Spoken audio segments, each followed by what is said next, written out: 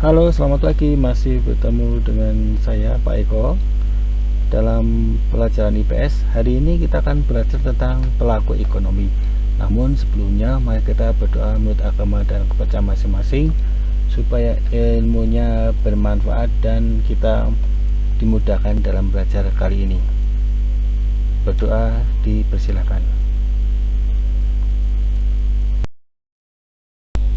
Baik, saya akan membacakan quotes tentang ilmu, yaitu orang yang berilmu itu mengetahui orang yang bodoh karena dia pernah bodoh, sedangkan orang yang bodoh tidak mengetahui orang yang berilmu karena dia tidak pernah berilmu.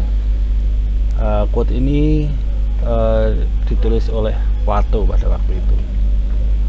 Nah, kita membahas tentang keunggulan dan keterbatasan antar uang dan pengaruhnya terhadap pelaku ekonomi. Baik, kita lihat, kita itu hidup di Indonesia. Indonesia itu kaya akan sumber daya alam. Keunggulan yang dimiliki Indonesia yaitu sumber daya alam yang melimpah, sehingga mengakibatkan munculnya penawaran produk hasil produksi Indonesia dan munculnya permintaan negara lain. Adanya penawaran dan permintaan produk mengakibatkan munculnya aktivitas perdagangan. Kita tahu bahwa Indonesia itu telah berdagang sejak zaman kerajaan Hindu-Buddha zaman dulu, salah satunya dari kerajaan Sriwijaya maupun kerajaan Majapahit. Nah, keunggulan komoditas dapat dibagi menjadi dua, yaitu keunggulan komparatif dan keunggulan kompetitif. Keunggulan komparatif itu disebut juga sebagai comparative advance, yaitu suatu kegiatan ekonomi yang menurut perbandingan lebih menguntungkan bagi pengembang daerah tersebut. Keunggulan komparatif ini digunakan untuk menganalisis tingkat kemakmuran suatu daerah untuk memasarkan produk di luar daerah atau di luar negeri. Sedangkan keunggulan kompetitif atau kita kenal sebagai competitive advantage adalah keunggulan atau kelebihan yang harus dimiliki oleh sebuah produsen agar bisa bersaing di pasar. Istilah ini bisa disebut sebagai keunggulan absolut. Keunggulan kompetitif ini atau keunggulan bersaing merupakan kemampuan yang diperoleh melalui karakteristik dan sumber daya suatu perusahaan untuk memiliki kinerja yang lebih tinggi dibandingkan dengan perusahaan lain atau industri atau pasar yang sama. Nah, kalau kita lihat di samping ini adalah peta keunggulan suatu daerah.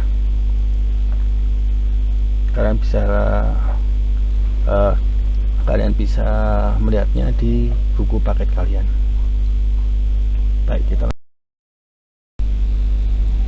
Baik, aktivitas perdagangan akan terjadi jika ada produk yang diperdagangkan. Untuk menghasilkan produk, perlu dilakukan kegiatan produksi, yang merupakan salah satu kegiatan ekonomi. Kegiatan ekonomi ini akan berjalan jika ada pelaku-pelaku yang menjalankan kegiatan ekonomi. Nah, kita lanjut ke apa itu pelaku ekonomi. Pelaku ekonomi adalah orang atau lembaga yang melakukan kegiatan ekonomi. Pelaku ekonomi ini dibagi menjadi 4. 1. Rumah tangga keluarga atau konsumen, atau kita singkat sebagai RTK. Rumah tangga perusahaan atau produsen kita kenal sebagai RTP. Kemudian rumah tangga pemerintah, dan yang terakhir adalah rumah tangga luar negeri. Keempat pelaku tersebut berperan penting dalam menggerakkan perekonomian negara sesuai dengan peran masing-masing. Kelompok masyarakat yang melakukan kegiatan konsumsi terhadap barang atau jasa untuk memenuhi kebutuhan hidup diri sendiri maupun keluarga dinamakan rumah tangga konsumen atau kita kenal sebagai RTK.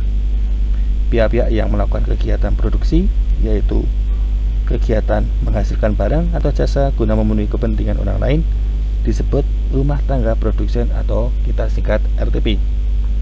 Selain pihak yang menghasilkan dan mengkonsumsi barang dan jasa, Ada pula pihak yang bertugas untuk mengatur, mengendalikan, serta mengadakan kontrol terhadap jalannya roda perekonomian yang kita kenal sebagai rumah tangga pemerintah.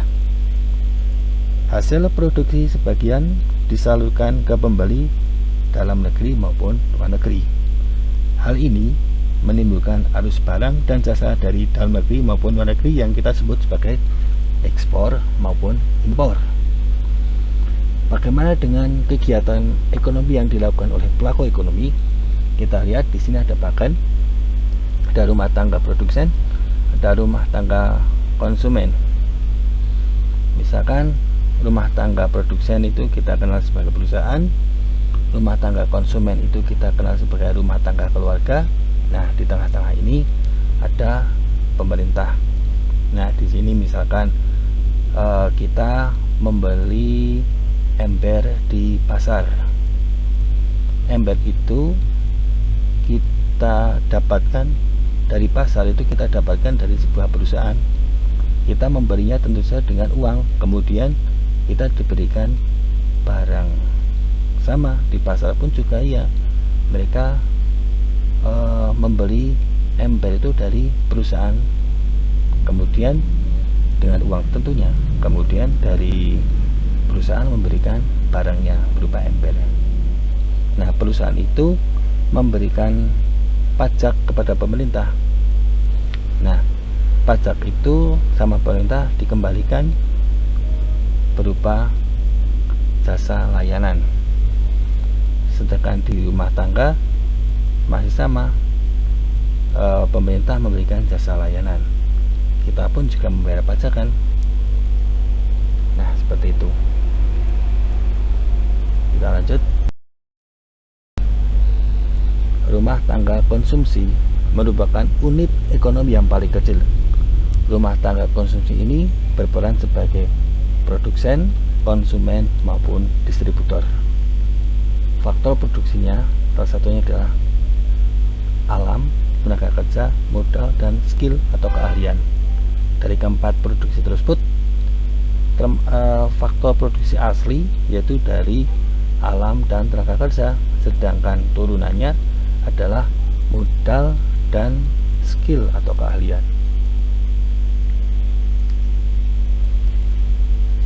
Baik, kita lanjut ke pendapatan rumah tangga.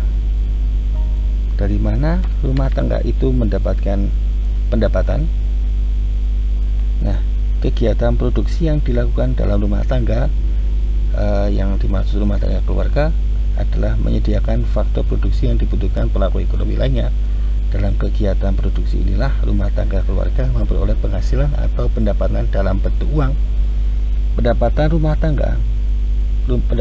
tangga keluarga itu sendiri terdiri dari satu, sewa atau kita kenal sebagai rent, atau yaitu atau balas jasa yang diterima rumah tangga keluarga karena telah menyewakan tanahnya kepada perusahaan, misalkan seperti itu. Yang kedua adalah upah atau wage, yaitu balas jasa yang diterima rumah tangga keluarga karena telah mengorbankan tenaganya untuk bekerja pada perusahaan dalam kegiatan produksi.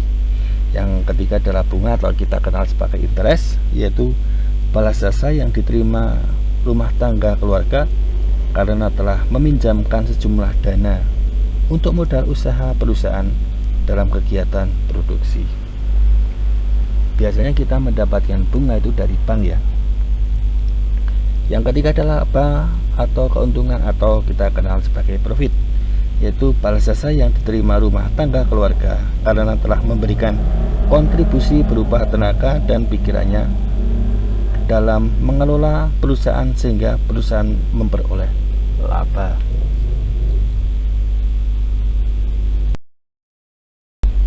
Kita lanjut ke pelaku ekonomi yang kedua, yaitu perusahaan atau rumah tangga produksi atau kita kenal sebagai RTP. Perusahaan sebagai bentuk kesatuan teknik yang menghasilkan barang dan jasa. Peran dan fungsi utama perusahaan dalam kegiatan ekonomi adalah menghasilkan barang dan jasa untuk memenuhi kebutuhan konsumen.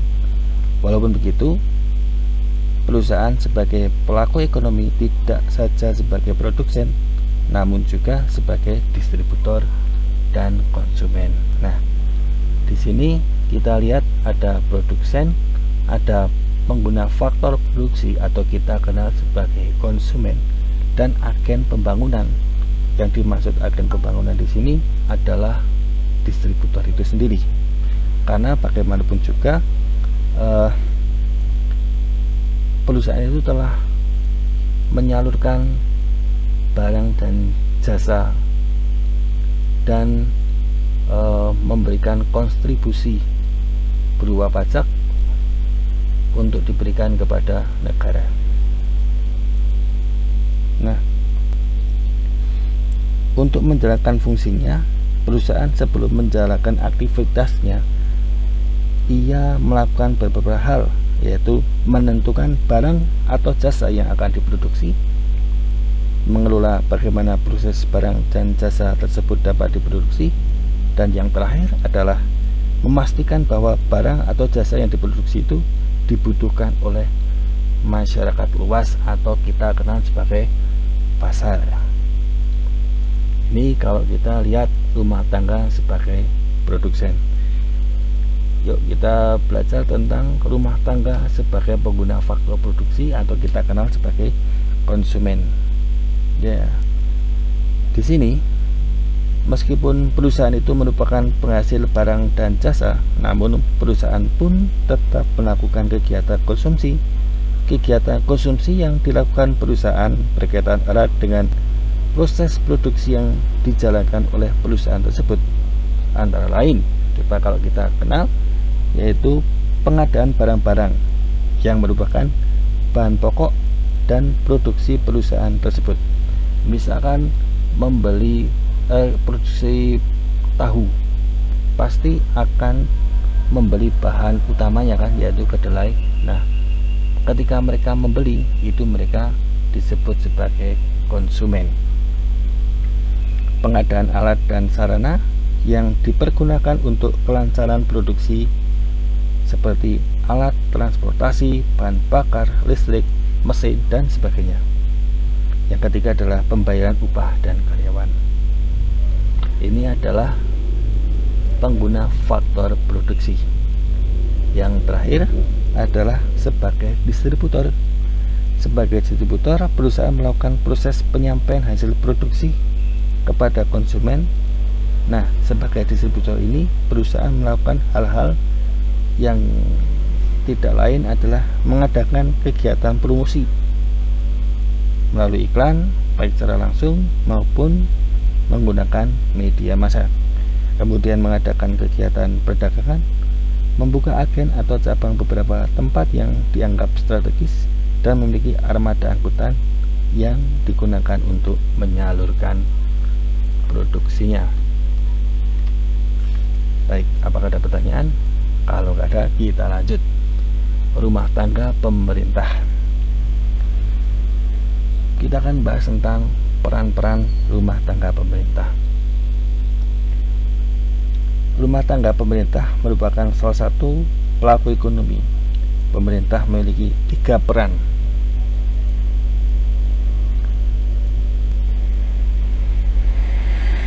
Sebagai regulator, produsen, konsumen, dan distributor.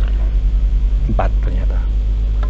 Pemerintah terjun langsung dalam kegiatan ekonomi melalui perusahaan negara atau kita kenal sebagai BUMN atau BUMD.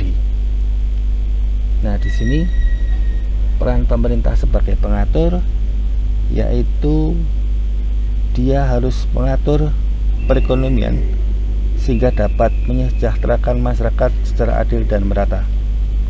Regulasi dan aturan ini dibuat oleh pemerintah, antara lain berupa pemberian subsidi pada perusahaan dalam negeri sehingga mampu bersaing dengan produk luar.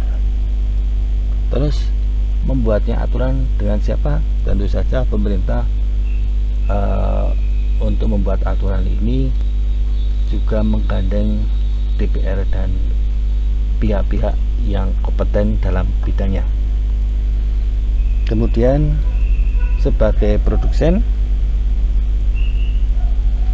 sesuai dengan pasal 33 ayat 2 dan ayat 3 yang merupakan landasan atau dasar yang digunakan pemerintah dalam melakukan kegiatan produksi. Pasal 33 ayat 2, cabang-cabang produksi yang penting bagi negara dan menguasai hajat hidup orang banyak dikuasai oleh negara. Sedangkan pasal 33 ayat 3, bumi, air, dan kekayaan alam yang terkandung di dalamnya dikuasai oleh negara dan dipergunakan untuk sebesar-besarnya untuk kemakmuran rakyat. Untuk memudahkan kegiatan produksi tersebut, kemudian pemerintah mendirikan badan usaha milik negara atau kita kenal sebagai BUMN dan BUMD atau badan usaha milik daerah yang didirikan pada setiap provinsi di Indonesia. Alasannya apa kira-kira? Alasannya adalah untuk mengendalikan bidang-bidang usaha yang strategis. Yang kedua, untuk memenuhi kebutuhan nasional yang tidak dilakukan oleh sektor swasta. Yang ketiga adalah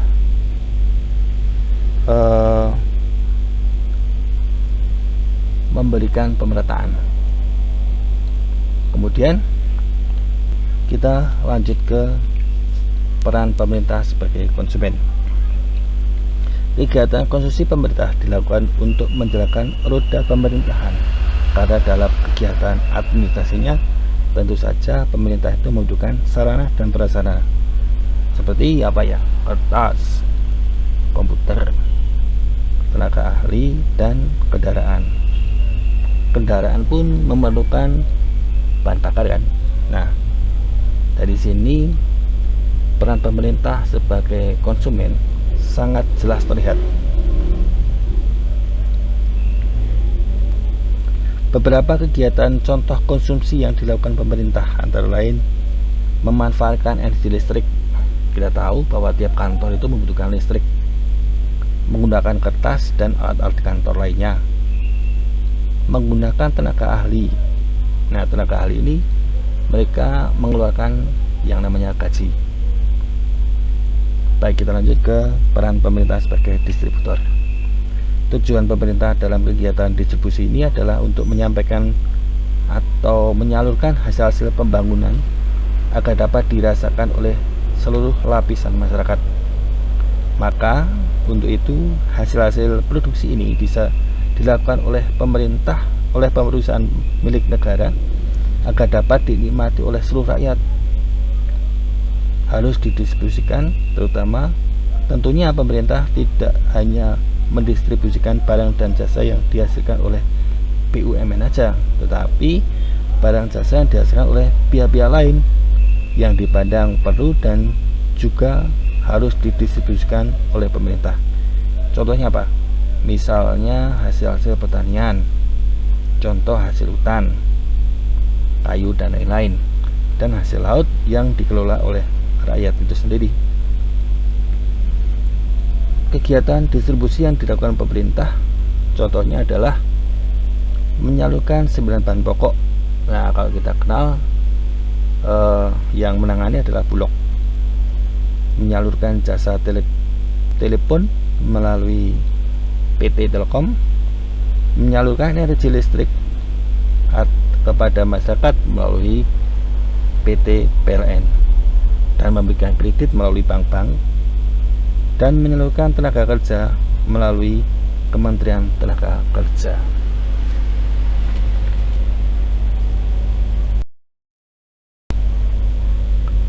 Baik, kita lanjut ke kegiatan perekonomian luar negeri. Kegiatan perekonomian luar negeri ini tidak lepas dengan istilah ekspor atau impor. Ekspor itu kegiatan menjual barang ke luar negeri, sedangkan impor adalah kegiatan membeli barang dari luar negeri.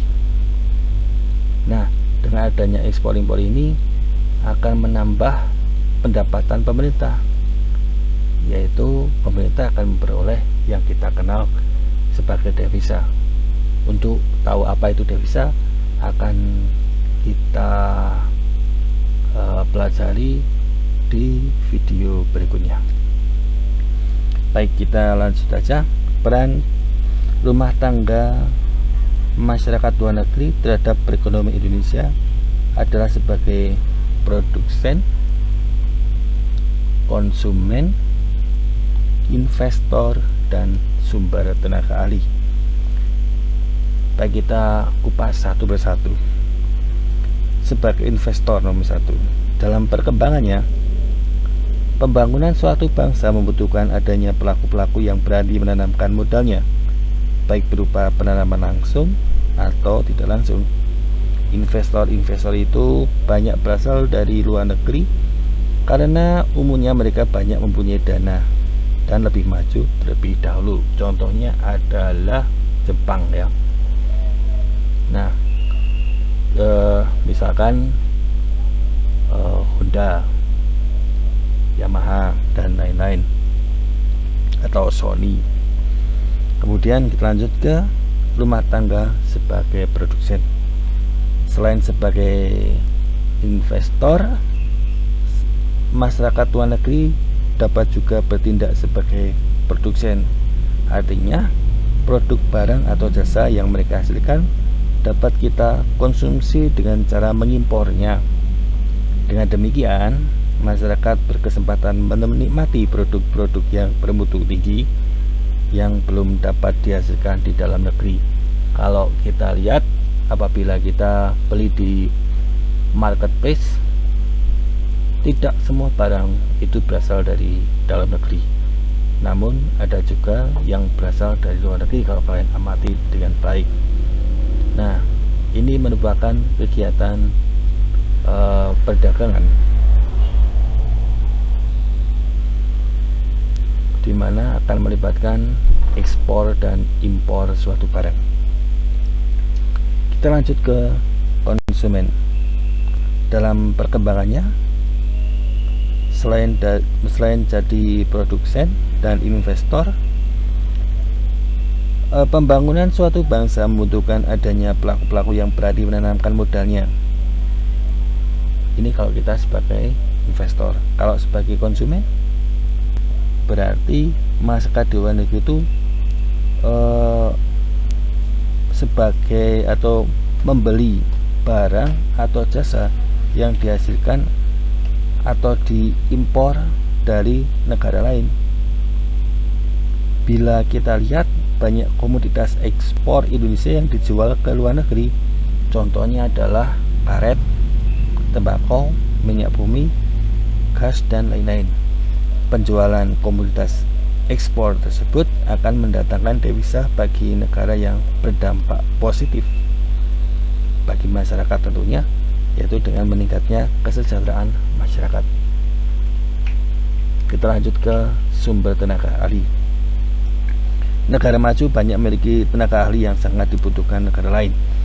Kalau kita kenal, contohnya adalah Jepang, Cina, Amerika, Jerman, dan negara-negara Eropa lain yang teknologinya lebih maju. Nah, kegiatan itu digunakan untuk transfer knowledge atau transfer ilmu pengetahuan. Nah, dengan demikian negara lain, luar negeri atau dalam negeri dapat memenuhi kekurangan tenaga kerja yang ada di negeri tersebut. Misalkan Indonesia meminjam tenaga ahli dari Jepang. Karena apa? Misalkan dari Indonesia membeli alat di mana orang Indonesia itu sendiri belum bisa mengoperasikannya, sehingga kita membutuhkan operator langsung dari sana untuk mengajari atau memberitahu kita bagaimana menjalankan mesin tersebut. Nah, baik, sampai sini dulu. Terima kasih telah memperhatikan dengan baik. Semoga ilmunya bermanfaat dan kalian bisa belajar dengan baik. Terima kasih. Kita lanjut ke video berikutnya. Dah.